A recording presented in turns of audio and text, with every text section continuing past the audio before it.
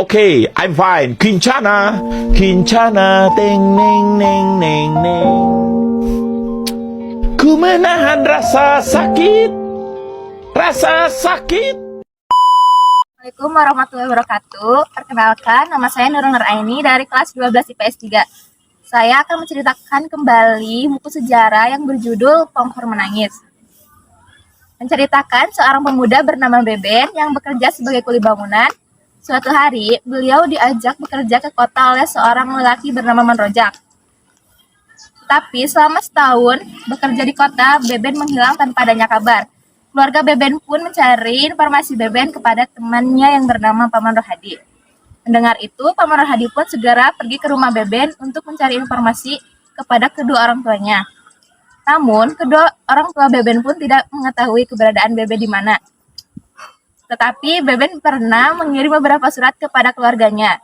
Mendengar itu, Paman Rohadi pun meminta keluarga Beben untuk mengambil suratnya dan mencari tahu dari mana berasal surat tersebut dikirim.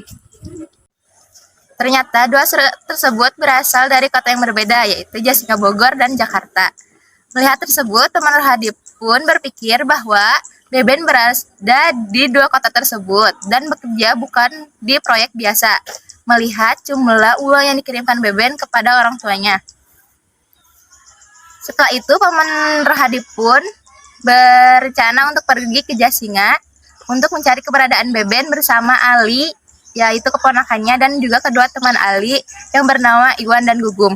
Bahkan harinya mereka memutuskan untuk pergi ke Jasinga Bogor untuk mengunjungi Kampung Dolar, yang dimana ternyata di Kampung Dolar tersebut ada proyek penambangan emas secara liar.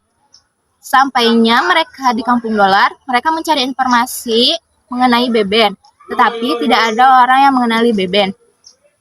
Saat sedang mencari informasi Beben, ternyata ada segerombolan orang yang mengetahui bahwa niat Paman Rohadi datang ke Kampung Dolar untuk mencari Beben. Segerombolan orang tersebut pun menyerang Paman Rohadi dan 4 keponakannya.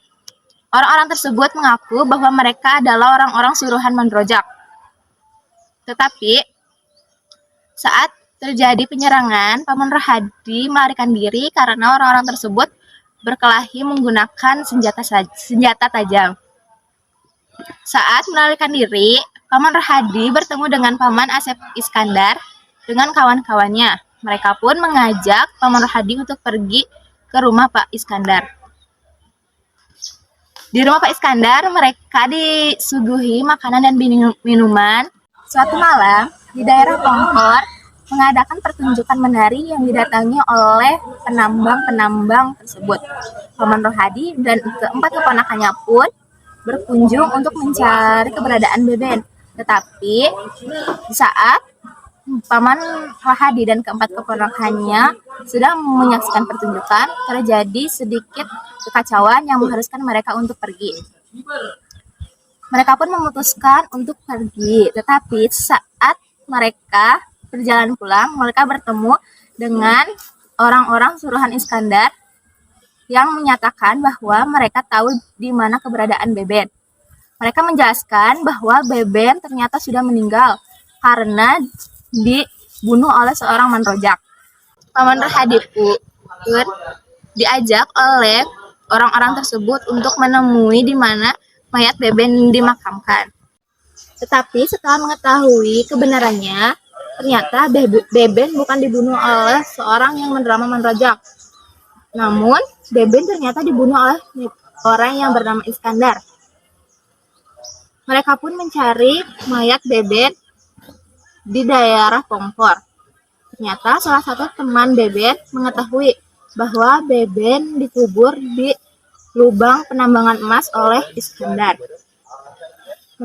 Mengetahui itu, Paman Rohadi dan keempat keponakannya pun menyerahkan kasus tersebut kepada polisi yang disetujui oleh orang-orang yang berada di daerah Pongkor. Mereka tahu Beben dibunuh oleh Iskandar karena surat terakhir Beben yang akan dikirim kepada kedua orang tuanya di kampung yang mengatakan bahwa sebenarnya orang yang membawa Beben ke kota itu bernama Iskandar, bukan Manrojak. Setelah penemuan mayat Beben, akhirnya Pak Iskandar dan rekan-rekannya ditangkap oleh polisi dan dijatuhi hukuman. Sekian. Assalamualaikum warahmatullahi wabarakatuh.